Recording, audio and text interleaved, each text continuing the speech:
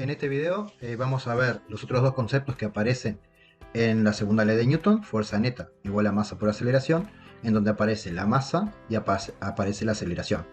Con respecto a la masa, tenemos que aclarar algunos factores importantes, que hay dos tipos de masa y vamos a aclarar cuál es el que aparece en la segunda ley. Por un lado tenemos lo que se llama la masa inercial y por otro lado tenemos lo que se llama la masa gravitatoria.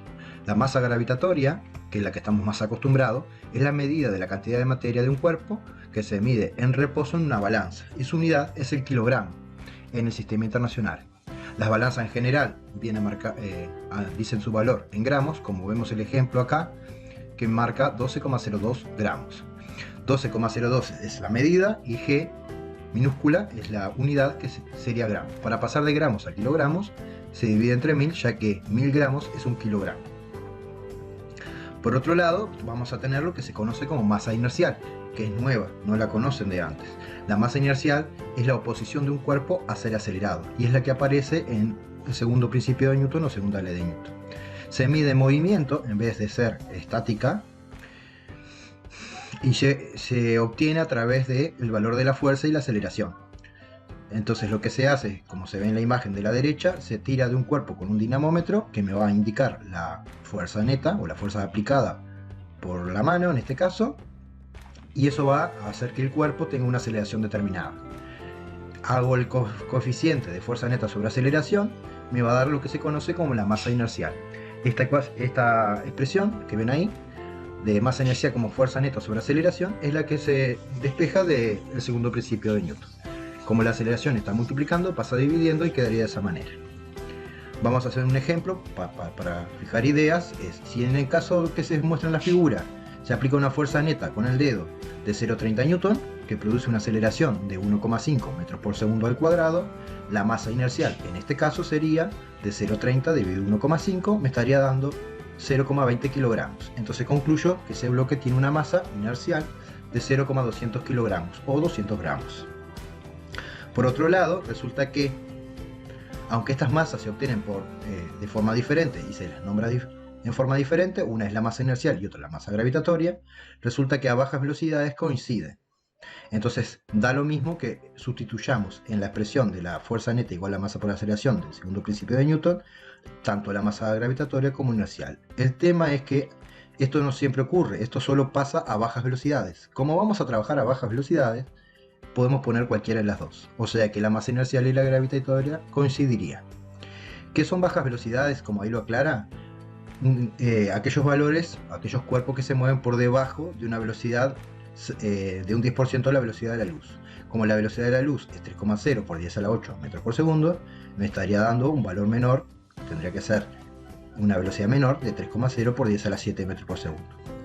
En general vamos a estar trabajando siempre por debajo de esta velocidad y por lo tanto vamos a analizar situaciones en que ello ocurre. Resulta que para velocidades cercanas a la velocidad de la luz, mayores a ese 3,0 por 10 a la 7, estas masas no coinciden. Entonces voy a aclarar un poquito sobre ese tema. Entonces, ¿qué es esto de masa inercial relativista? Cuando se trabaja a velocidades cercanas a la velocidad de la luz, se descubrió ya en el siglo XIX, ¿sí?, basado en ideas de Albert Einstein, que la masa inercial no se obtenía de la misma forma o no coincidía con la masa gravitatoria. A velocidad cercana a la velocidad de la luz se calcula de la siguiente manera, como ven la expresión ahí. En 1905, Albert Einstein, en su famosa teoría especial de la relatividad, defiende el hecho de que la luz, cuando un cuerpo se mueve a velocidad cercana a la velocidad de la luz, la velocidad pasa a ser un concepto relativo. Entonces en este caso la masa inercial depende de la velocidad que tenga el cuerpo. La nueva expresión o la expresión que se utiliza en esas situaciones es que la masa inercial de un cuerpo es la masa en reposo de ese cuerpo, que podría ser medida con una balanza, dividido la raíz de 1 menos la velocidad del cuerpo dividido la velocidad de la luz al cuadrado, y la raíz de todo eso me daría la expresión. De esta manera se obtendría para esa situación. Entonces, resumiendo, la masa inercial y gravitatoria coinciden a bajas velocidades. Es indiferente poner un valor el otro porque son iguales, pero resulta que a velocidades cercanas a la velocidad de la luz entre un 90 y un 99,9%, tendríamos que utilizar para la masa inercial esta expresión que está acá abajo. Bien, y ahí quedaría. Otro concepto importante relacionado con la segunda ley de Newton es la aceleración. Entonces vamos a definir qué es la aceleración. La aceleración está relacionada con la velocidad, y acá parto de un ejemplo, me parece bastante interesante, entre dos autos. Uno es un Mercedes F1 de Fórmula 1, que sabemos que tiene una gran aceleración, y un Fiat Uno, podría ser cualquier auto de calle, que no tiene condiciones para lograr la aceleración que tiene el de arriba. ¿Cómo es la historia entonces? Bueno, entonces cualquiera de los dos puede alcanzar, por ejemplo, una velocidad de 120 km por hora. La diferencia está en que uno lo puede hacer mucho más rápido o al menor tiempo que el otro. Entonces, debido a ello, se dice que la aceleración máxima que alcanza el Mercedes, que es un auto de carreras, es mucho mayor que la que tiene el Fiat o el auto de calle. Entonces, en estas condiciones, la aceleración es aquella magnitud física que mide qué tan rápido varía la velocidad de un móvil. Los dos alcanzan los 120 km por hora, pero uno lo va a hacer más rápido que el otro. Entonces, de ahí es que se define la aceleración. Entonces, un cuerpo va a estar acelerado cuando cambia de velocidad. Yo quiero medir qué tan rápido cambia de velocidad. Veamos un ejemplo conceptual.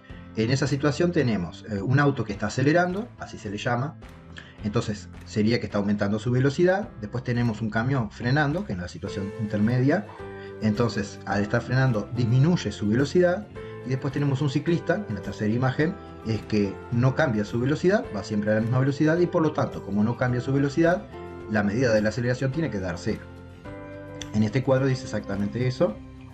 Entonces tenemos un auto que acelera, un camión que desacelera y una bicicleta que no cambia de velocidad y por lo tanto no tiene aceleración. Ese es el concepto importante de aceleración. Ahora vamos a ver cómo se mide. Para ello voy a partir de la definición. Dice que la aceleración media es el cociente entre la variación de velocidad de un cuerpo y el intervalo de tiempo empleado para dicha variación. O sea, preciso saber la velocidad inicial y final, y preciso saber el tiempo en que ocurre esa variación de velocidad. Es una magnitud vectorial y que tiene unidades en metros por segundo al cuadrado.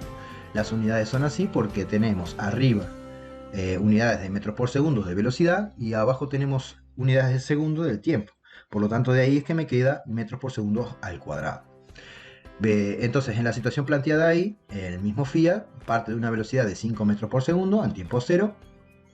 Está representada además la velocidad inicial hacia la derecha, y después el Fiat va a adquirir mayor velocidad, me la indica ahí, me dice que alcanza los 20 metros por segundo en un tiempo de 10 segundos. Si yo quiero saber cuánto va la aceleración, aplico esa definición y me quedaría los 20, que es la velocidad final, metros por segundo, menos los 5 que tenía de partida, dividido los 10 segundos que transcurrieron. De esa manera me quedaría 15 metros por segundo dividido 10 segundos. Acá se ve claramente el tema de las unidades. 15 dividido 10 me daría 1,5 y las unidades quedarían metros por segundo al cuadrado. Entonces, de ahí puedo concluir que la aceleración de ese móvil en esa situación es de 1,5 metros por segundo al cuadrado. Bien, respecto al vector, ¿cómo se representa?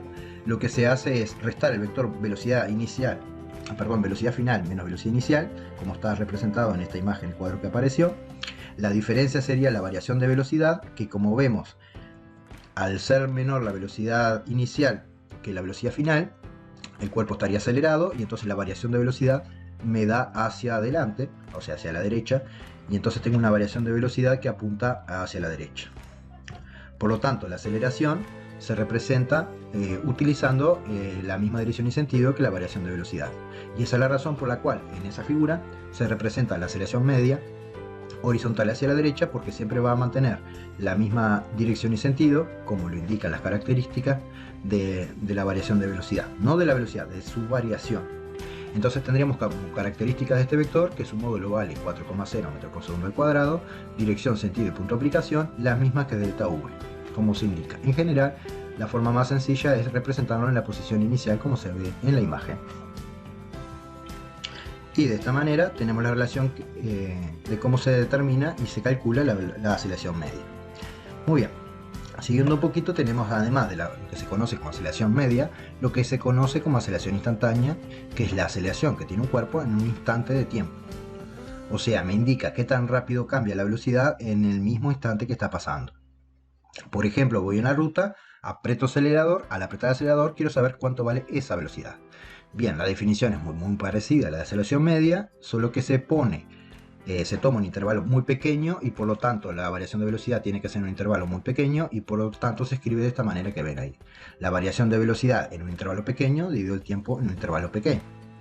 Por último, para terminar, vamos a ver algunas relaciones que hay entre el movimiento que tiene un cuerpo y la aceleración. Entonces, este ejercicio me dice que en las situaciones planteadas que indique si el cuerpo está o no acelerado y si la fuerza neta sobre el mismo es nula o no. Lo que tenemos para relacionar una cosa con la otra es qué pasa con la fuerza neta y qué pasa con la aceleración, ya que fuerza neta es igual a masa por aceleración, segundo principio de Newton.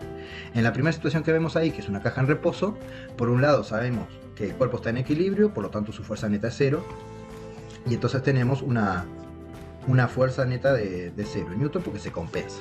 Por otro lado, como sé que el cuerpo está en reposo, su velocidad inicial es 0, su velocidad final también lo es, y por lo tanto tampoco está acelerado. Bien, en la tercera imagen, la situación 3, dice una bolita moviéndose con MRU. Si miramos las bolitas que se muestran en esa foto estroboscópica, vemos que están separadas el mismo intervalo de tiempo y eso es un indicio de que se está moviendo esa bolita a la misma velocidad siempre, al menos en ese intervalo mostrado. Entonces, si el cuerpo está acelerado o no, y la respuesta es que no está acelerado porque como está siempre con la misma velocidad, al restar las velocidades iguales me da 0, por lo tanto no tiene aceleración. Por otro lado, con respecto a la fuerza neta, sabemos que por primer principio de Newton, si un cuerpo no cambia de velocidad o está en movimiento rectilíneo uniforme, como en este caso, no tendría fuerza neta. Y por último, tenemos el caso de la calecita, que es bastante controversial, porque en una calecita lo que va pasando, que al estar girando, ¿sí?, se lo conoce como movimiento circunferencial uniforme, porque eso va girando siempre de la misma manera. El tema es que en cualquier lugar que me pare de la calecita, en esa circunferencia va a tener siempre el mismo módulo de velocidad. Por lo tanto, si voy por la pregunta A, si el cuerpo está acelerado o no, si tiene siempre el mismo módulo de velocidad, uno podría sospechar de que no tiene aceleración, pero resulta que si representamos un vector en un punto y en otro, no van a tener la misma dirección. Por lo tanto, sí que está acelerado, porque el vector velocidad va cambiando a medida que va avanzando en la circunferencia. En todos los casos se representa tangente a la trayectoria. Por otro lado, con respecto a la pregunta B, si la fuerza neta sobre el mismo es nula o no, en este caso, si un cuerpo, para que tenga fuerza neta nula, o está en reposo o en MRU. Como no pasa ninguna de esas dos cosas, este cuerpo tiene que estar acelerado y además tiene que tener fuerza neta, que se le conoce como fuerza centrípeta. Ese es el nombre.